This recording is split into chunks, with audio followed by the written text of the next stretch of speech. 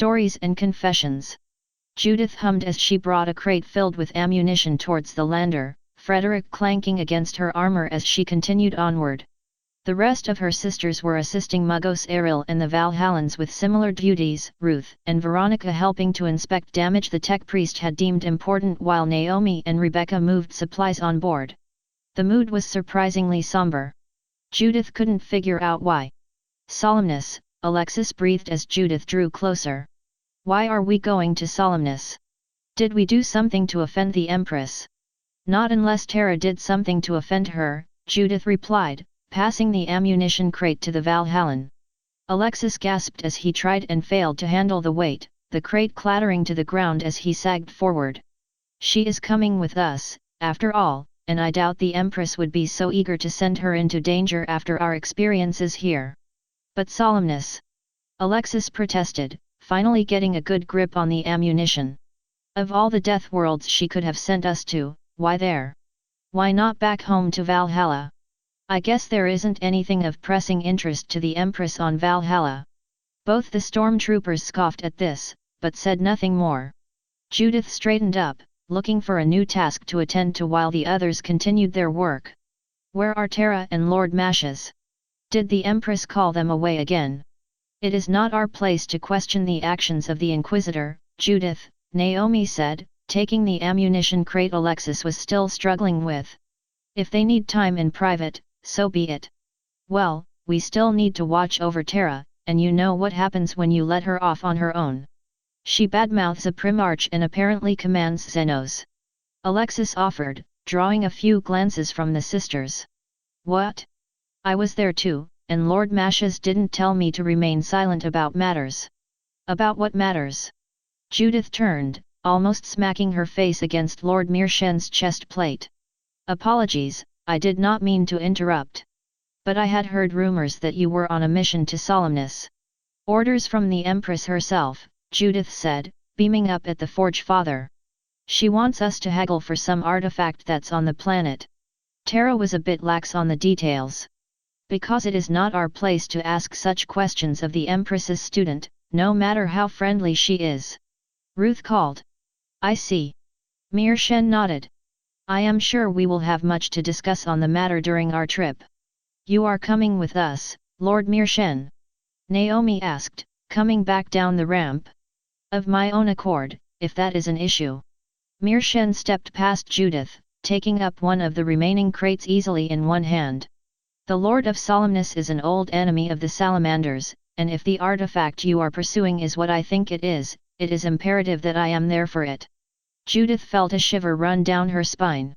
Tara and Mashes had not said much about the artifact the Empress had asked them to get, but the presence of Lord Meershen added another layer of intrigue. Excitement was not a vice the Empress condoned, according to the priests, but Judith could not help herself. We welcome your presence, Lord Meershen. Naomi said, giving the Forge Father a bow. Meershen gave the Sister Superior a smile as he headed up into the ship, the gangplank creating slightly under the bulk of his armor. See, the Empress has blessed this mission further with the presence of one of her angels of death. Judith chirped. I'm pretty sure that's not how that works, Judith. Ruth said, taking up the last of the supplies into the ship. Well, that should be the last of it. Now we just need Lord Mashes and Tara. Probably just stopping for a quickie, for all we know. Alexis muttered, causing Nikolai to slug him in the shoulder. What? Try to get yourself shot by the enemy and not by our allies, Alexis. Nikolai countered, pushing his brother towards the gangplank. Judith smiled, not really sure by what the Valhallans were on about, but from the way Sister Naomi shook her head it must not have been too important. It was about then that Judith heard something moving behind her. She turned, seeing Lord Mashes and Tara coming up to the ship. Tara looked nervous, eyes darting around from building to building as she followed behind the Inquisitor, while Mashes kept his head down and eyes focused forward. Lord Mashes, Naomi called, stepping down to greet the two. We have just finished loading and are awaiting. Naomi trailed off as Mashes kept walking, not even bothering to acknowledge the others as he stepped aboard the transport. Well, he seems in a hurry. Judith said, frowning as she looked to Tara. Is something the matter with the Inquisitor? Wah dash! Tara said, shaking her head as if she had just woken up. I am sorry. There's just a lot I'm trying to deal with right now. A pause. What were we talking about? Lord Mashes, Naomi said, her face softening. Tara, you look ill. Are you sure you're feeling all right? Feeling? Tara's face flushed red. I feel great. And normal. Definitely normal. Yup, I'm just a normal psyker human just like everyone else, well, except for the psyker part, but that's fine, isn't it? She gave a sheepish grin. Judith and Naomi exchanging an odd glance before looking back to the frazzled young psyker. Perhaps you should go speak with Lord Meershen, Judith offered, her smile returning. He will be joining us on this mission, and we know how you consider him a friend. Maybe that's what I need. Tara nodded. Yes, just someone I can talk to and not worry about being judged, or shot, or condemned, or yelled at. Tara continued to rattle off various harsh reactions to whatever it was she was dealing with, slowly working her way up to the ship as Judith, Naomi, and the other sisters looked on. Is something the matter with Tara? Veronica asked. That does seem to be the case, Naomi said, stepping forward so the sisters formed up around her. I do believe something occurred between her and the Inquisitor, but it is not our position to pry. Nevertheless, I want you all to keep a closer eye on Tara than normal as we make our journey to Solemnus, in the event that whatever she is facing boils over and she needs us more than ever. We don't have to spy on Tara, Rebecca started, gently massaging the element of kindness. Do we? Not in the same sense the Inquisitor and his henchmen would, Naomi said. Just be there for her, if that makes any sense. Be her counselors, her mentors, friends, and I am sure she will see this time through. We will be the light of the Empress for her, Ruth replied, firming up her stance. No matter what happens, we shall not fail Tara a second time. Indeed. Naomi said, reaching down to unclamp the new helmet the Empress had procured for her. Do not repeat anything we have discussed to anyone else, especially not the Inquisitor or Tara. Now, we must not keep the others waiting. With that she slid her helmet on, the other sisters forming up behind her with Judith taking up the rear, the tune she had been humming earlier floating back into her mind. Perhaps the Inquisitor and Tara were having issues, but with her help and the presence of Lord Meershen, such issues would be no more challenging than turning on Frederick's pilot light. And Tara would thank her for it. So the humans see you as their savior, their champion, they do not know how appropriate that title is. You are young, inexperienced. Fate will be unkind to you, but then you are never one to back down from a challenge, aren't you? Your friends will fail you, but you are no stranger to failure. Aren't you? What are you willing to sacrifice for the true safety of your friends? The mess hall was smaller than the main ones, mainly reserved for Mashes and his entourage.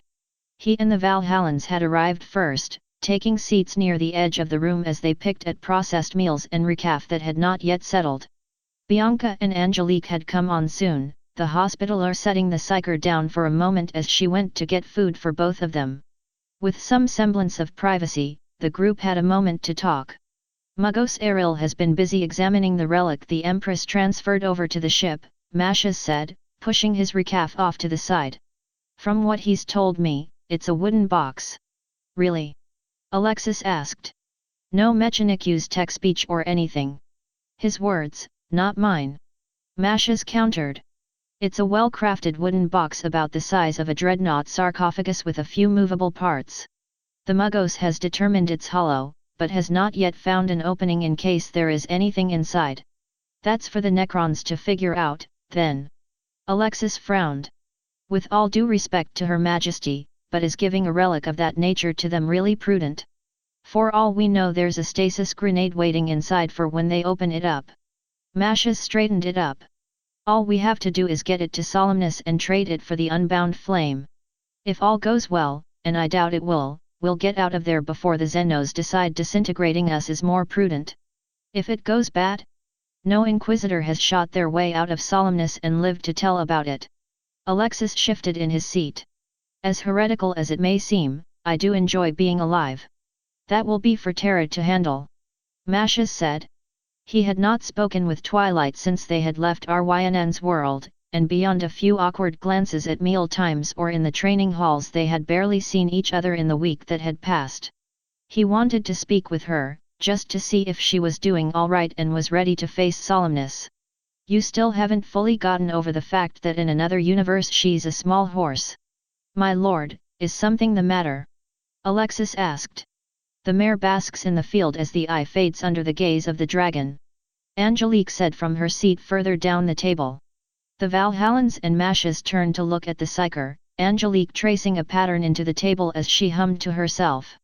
Maybe we could stick Angelique in the box and leave the Necrons to deal with her prophecies. Alexis offered, drawing a glare from both Nikolai and Mashes. Bad taste, I know. What is bad taste? Mashes turned and almost choked as he saw Forge Father Mirshen taking a seat next to him, the sisters following close behind. The salamander had shed his armor for a loose-fitting tunic, prominently displaying a multitude of scars that crisscrossed his arms and chest. Alexis paled and looked away while the other two tried to keep face. Just a bad joke from my brother, my lord, Nikolai said quickly, looking back at his food to avoid making eye contact with the Astaroths. Nothing you would be interested in, I am sure. I would not say that, Mirshen grinned. My elder brothers knew quite a few humorous tales involving an old blind man and his adulterous wife. This seemed to draw Alexis' attention before Mirshen looked to the sisters finishing their prayer. Though given present company, I do not wish to sound rude. I don't mind, Judith chirped.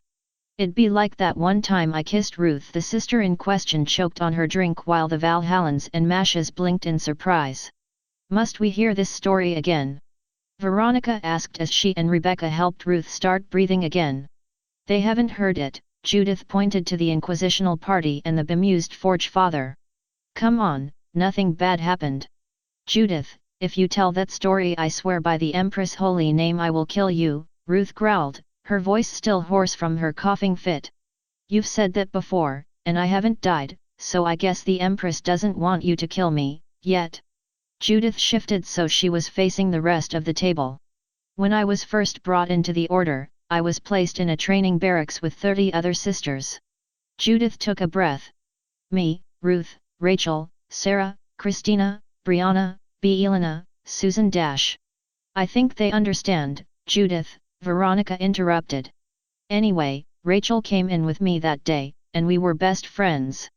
Judith beamed as she continued. We studied scripture together, we trained together, we even took naps together when Sister Superior Hannah wasn't looking. Ruth was always there too, trying to get us to be moral and upstanding symbols of the Emperor's purity, but we knew she was just looking after us and had fun with us too. No, I did not. Ruth fumed. You hid my hymnals so many times I had to lock them to my wrists when I slept. And I remember Sister Superior Hannah commending you on that. Judith said. But anyway, one night after Sister Hannah had lectured us on the Gracia Convent's standards of purity, how they were not allowed to take husband or lover lest they tarnish their devotion to the Emperor, I had an idea. Judith rolled over in her bed, staring out through the dark at the sleeping forms of her other sisters. All of them appeared perfectly at peace, even Sister Sophia's snoring was calm, and yet Judith found she could not sleep. The claws of curiosity had sunk deep into her mind, and she needed to have them satiated before she was left drowsy and confused. Grabbing onto the side of her bunk, she swung the upper half of her body down so she was at eye level with the lower bunk's occupant. Rachel, she whispered. Rachel, there was a pause before the girl rolled over, her grey eyes unmistakable even in the low light. Hello Judith, she said, her voice as soft as ever. What's wrong? What do you think it's like to kiss someone? Judith asked. Sister Hannah told us we weren't supposed to do anything like that. I know, but I just want to know. Judith firmed up her grip and pushed off with her legs, flipping down to Rachel's bunk as the other sister made room for her. Is it nice? Disgusting? I've seen church members and guardsmen doing it all the time, and I just want to know. Maybe you should ask Sister Hannah. Rachel offered. No, she'll beat me for questioning her. Judith shrugged. Rachel, kiss me. What?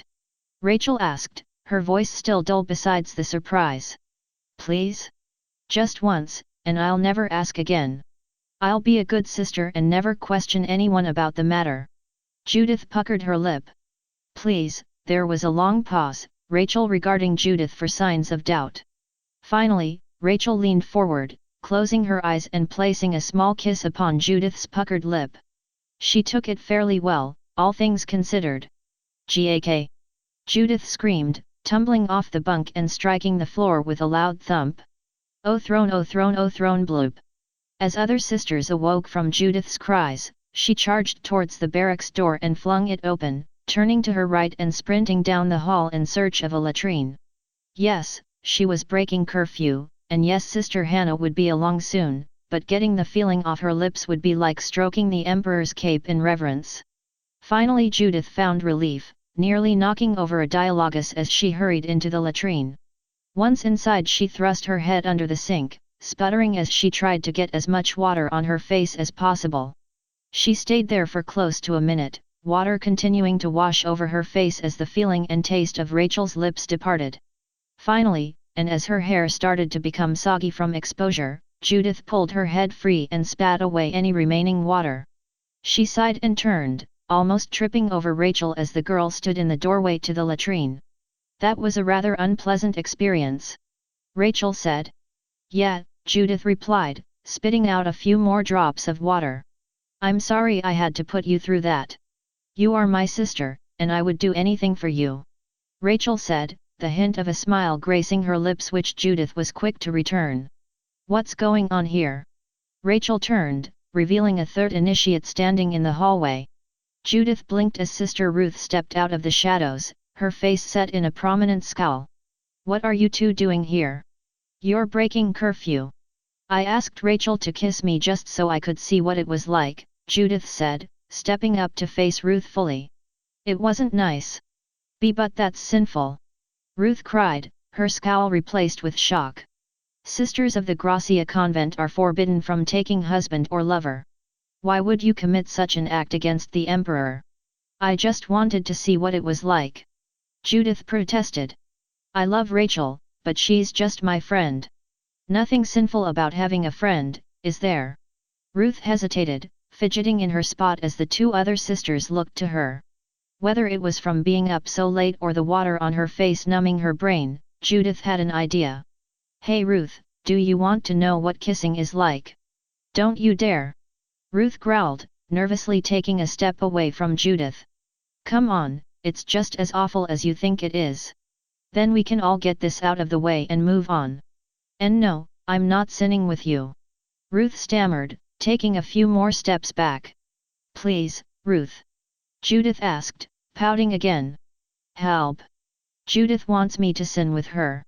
Sister Superior Hannah found us soon after that. Ruth got 5 paddles for breaking curfew and making too much noise, Rachel and I got 12 for breaking curfew, making too much noise, and kissing." Judith shrugged. "I know some of our rituals do seem draconian, but I learned my lesson and we all grew from the experience. That was the only time I was ever disciplined," Ruth moaned, having buried her face in her hands.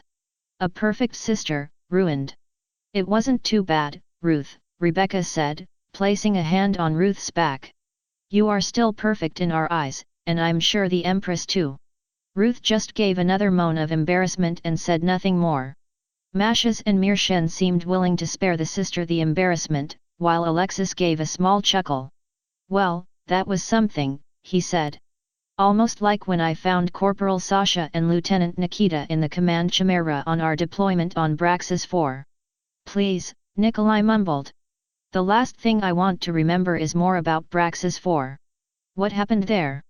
Naomi asked. "We were on deployment against heretics in the Gothic sector, so we have had few encounters with tyrannids beyond Ryn's world. These two were sent to save me," Mashas said, taking a sip from his recaf. "I was aiding an Adeptus Biologus mission to pick out some DNA strains to create more biotoxins for use against Cetus. Unfortunately for us, the tyrannids caught wise to our mission." Mashas pulled away from the dying broodlord. "Unfortunately for him, the thing still had a death grip on his left arm, with a shriek of tearing metal he watched as the mechanical limb was ripped away from the rest of his body. He grimaced, shifting his power sword in his remaining hand so he could fetch his bolt pistol from where he dropped it, just in time before another wave of gene stealers came surging forward. Well, Eril can always repair it later. He stepped back to the makeshift defense line Eril and his tech thralls had assembled, the cyborgs pouring fire into the writhing horde of Tyranids while shrugging off strikes from bioweapons that would kill men with more flesh on them. Eril himself was near the center, gathering up a few samples one of the dying biologus adepts had dropped. Any contact on an extraction? Mashes asked. Our communications to the Sanguinium martyrs appear nullified, the tech priest droned. However, my scans have indicated the Valhallan 79th is within acceptable range for a pickup. I have requested their presence per your authority. And what can be considered acceptable? Mashes asked.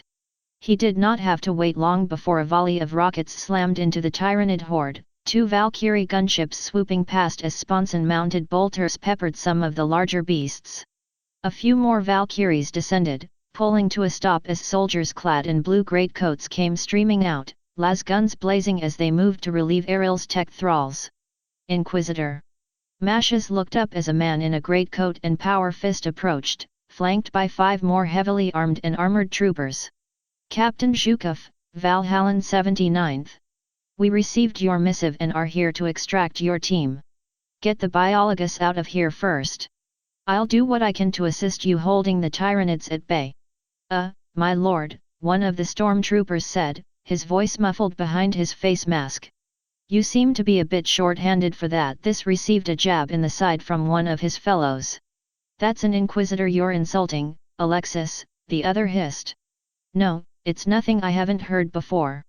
Mashes said, suppressing a chuckle. Come, there are Tyranids to be fought. Captain Zhukov nodded, drawing his plasma pistol, and he and the stormtroopers hustled towards the front, Mashes falling in step alongside them.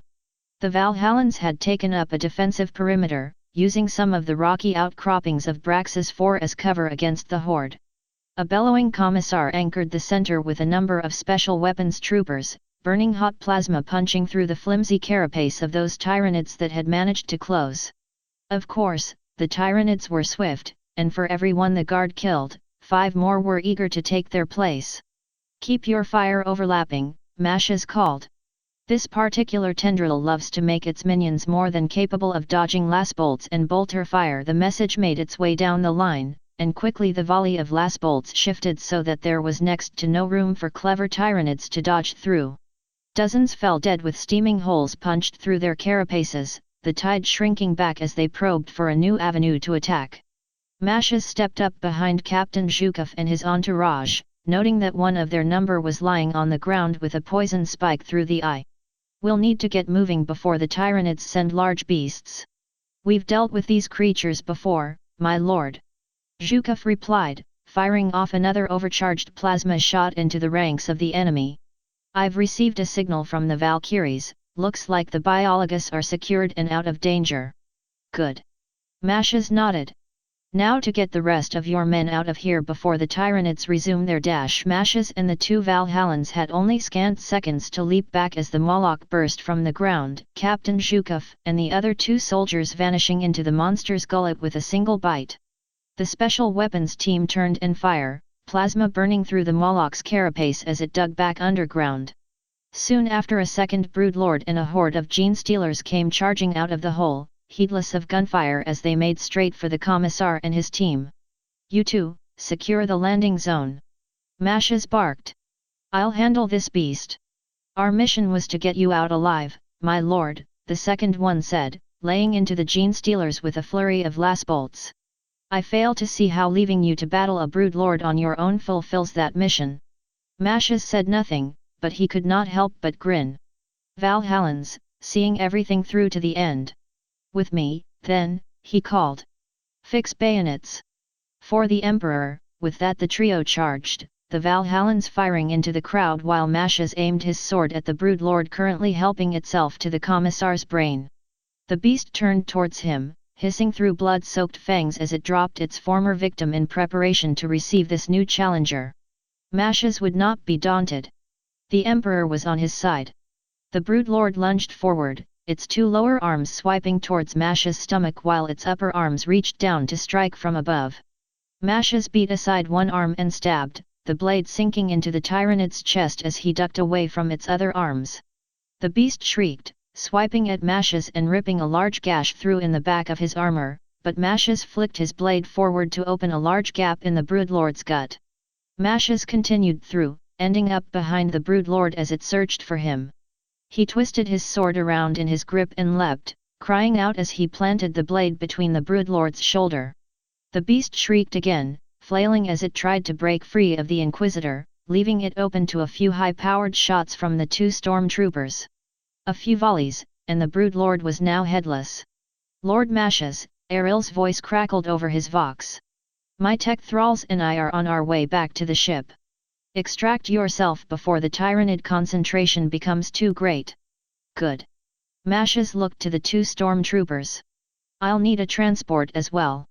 This way, my lord, the leading Valhallan ushered Mash's forward, waving down a circling Valkyrie. A number of the larger tyrannid organisms took potshots at the flyer, but at this range the various spikes and beetles fell far short of the Valkyrie. The two Valhallans cleared the way, waving for Mash's to hurry as he shook off a stubborn devourer from his boot. Forward base 12. Mash's called ahead. And vox the rest of your company to pull out. Go, now. There was a call of affirmation as the Valkyrie took off.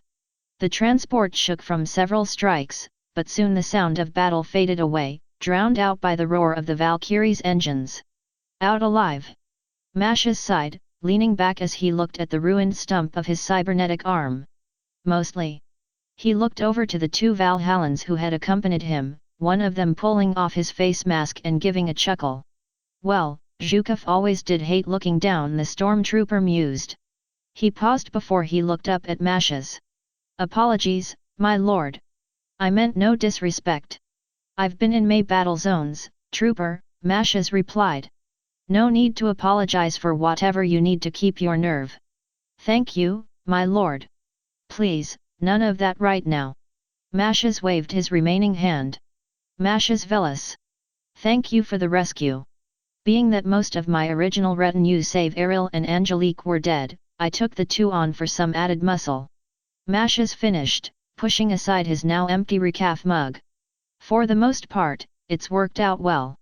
I like to think we've saved each other enough times to make up for that first battle, my lord, Alexis said. This drew a groan from Nikolai and a few bemused giggles from the sisters. Well, I am glad to see that you all have strong bonds with one another, Mirshen said. I can see why Miss Tara is so drawn to all of you. Mash's said nothing, his face dropping as he stared down at his empty platter. Present company was not unwanted, but to be reminded of Twilight, of everything that he'd done to her. Oh, so everyone is here. As if on cue the woman herself stepped up to the table, smiling over her food. Hello Mirshen. It's good to see you too. I am ever at your service, Miss Tara, the Forge Father said, smiling up at Twilight as she took a seat across from him. Lord Mash's was just telling us of how he and his two troopers met. Oh, I don't think I've heard that story, Twilight looked to Mash's. I'm sure it was something, wasn't it? Yes. Mash's pushed his platter forward and stood. I have some matter to deal with. Please excuse me. One of the sisters protested, but Mash's was already on his way out. He kept his head down, lest he betray any uncertainty, and did not allow himself to relax until he was well out of sight. He would need to speak with her, but when the time was right. Twilight lay on her back, staring up at the ceiling. The humming of the Sanguinium martyrs would have been calming, but now it was just as foreboding as the day she first set foot on board. Looks like sleep won't be happening any time soon, she grumbled, rolling up into a seated position as she massaged her head. They had only been in transit less than a week, and she had found little time to speak with anyone. Even Angelique was quiet after she had reattached herself to Bianca, raving about pillars of some sort not being broken. And Mash's. Twilight groaned again, standing up and grabbing a robe from a nearby table. Once she was dressed, she stepped out into the hall. Keeping her head low as she wandered, somewhere. She knew the cruiser well enough now not to get lost, but with all that was happening around her she was not so certain anymore. Heading to one of the libraries and hunkering down seemed like a good idea, if she had been heading in the right direction. She paused, listening as she heard footsteps coming towards her. She looked around, trying to find the source of the noise until she saw a familiar shape coming towards her from the shadows. Mashes. Twilight, the Inquisitor said, coming to a stop beneath a nearby light. His black and silver robes, normally well kept outside of combat, appeared to be in disarray, and his eyes were darker from the bags beneath them. I guess you couldn't sleep either. No, Twilight shook her head. Not since RYNN's world, really. Mashes gave a weak nod of agreement. Well, I best be leaving you to whatever it is you're doing. Actually, I was looking for you. There was a lengthy pause before Mashes spoke again. Come with me. We need to talk, in private. Twilight stopped, words dying in her mouth, again. The two stood silently, staring at one another as if waiting for the other to speak, but finally Twilight nodded. Lead the way. Mashes nodded and started off down the hall, Twilight following a fair distance behind. He said nothing, keeping his eyes forward as they walked, and Twilight was content to leave things quiet for now. All the better to think of what she was going to say. Mashes finally led her to a room just below the command deck, opening the door and letting Twilight in. Inside she found a modest room, a messy bed pushed off to one side, a few chairs and a desk covered in melted-down candles and numerous tomes of xenobiology and religious theory. To the right, Mashes' armor was set upon a metal frame, his pistol and sword hanging on a small rack beneath. This is your room? Twilight asked, stepping further in as Mashes closed the door behind himself.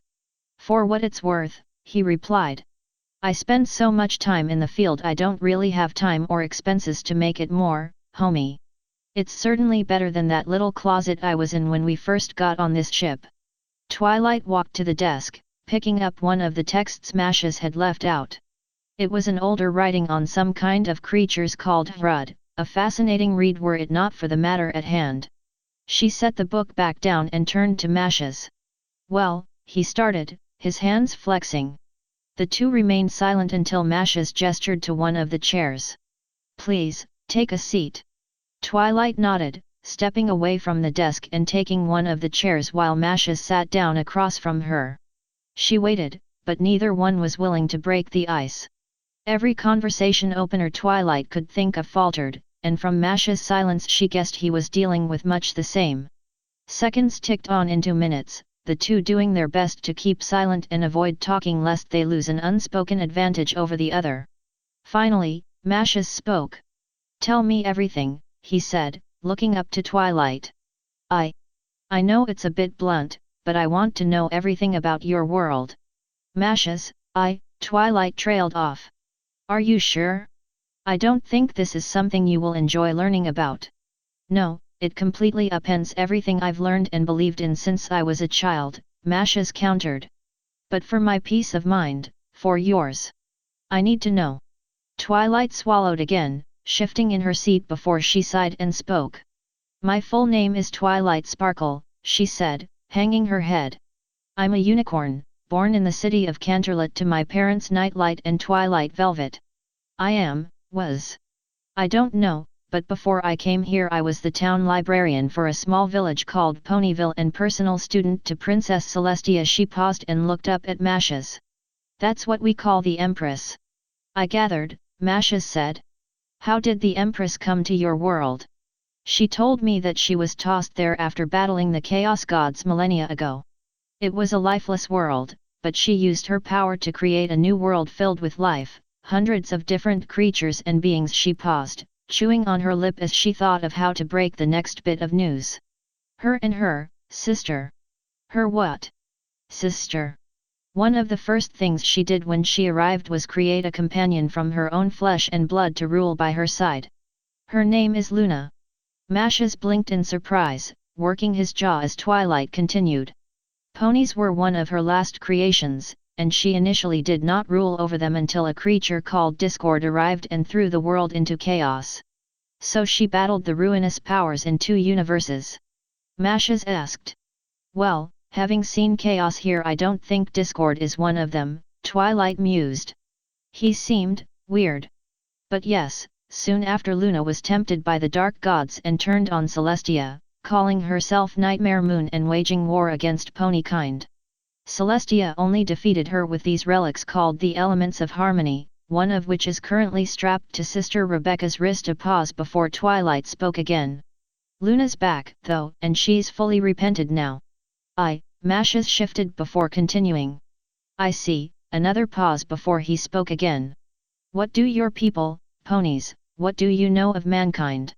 I thought you all were just fairy-tale creatures until Celestia told me of her past. Twilight shook her head.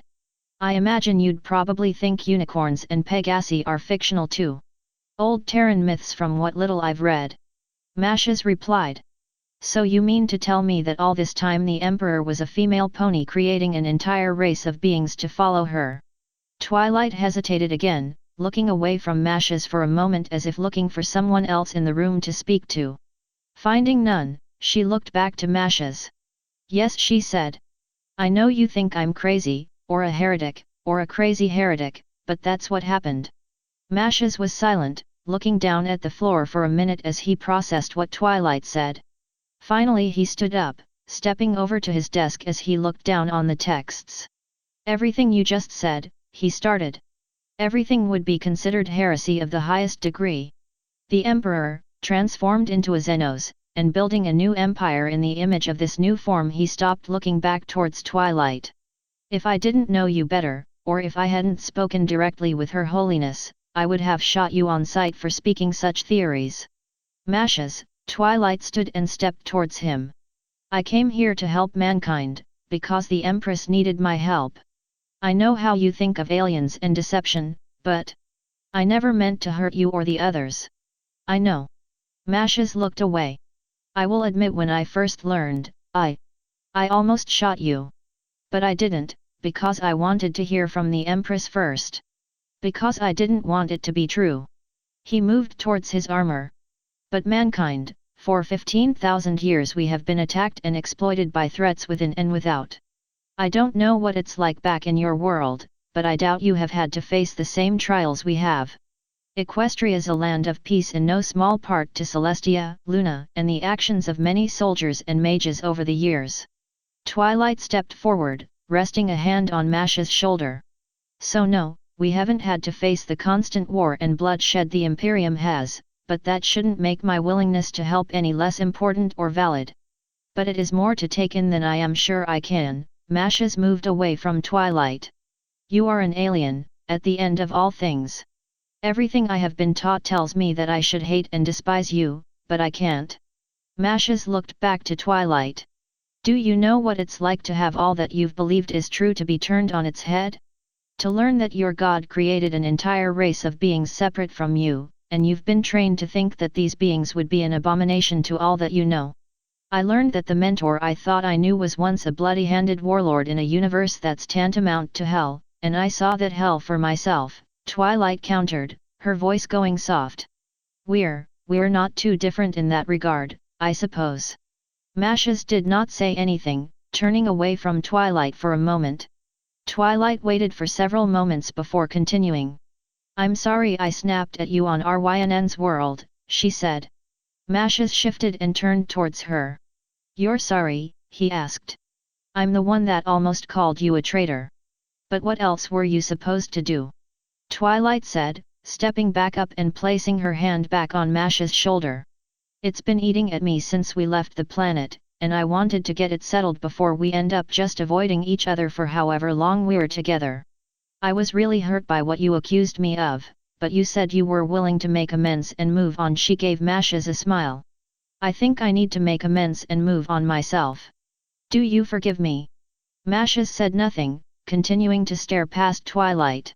Twilight remained silent lest she break the Inquisitor's focus, though some of her composure broke down a little. Finally Mashes gave her a weak smile. Apology accepted, Twilight, he said. Twilight beamed, reaching forward and pulling Mashes into a hug, much to the Inquisitor's surprise. Is this? Sorry, Mashes, Twilight said. I just I'm happy. You were the first friend I made here, and I really didn't want to think about what would happen if I'd lost you. They stood there, Twilight hugging Mashes as the Inquisitor just stood there. Slowly, though, he reached up to return the hug, Twilight allowing a small smile to grace her lips again. For now, once more, Twilight was at peace.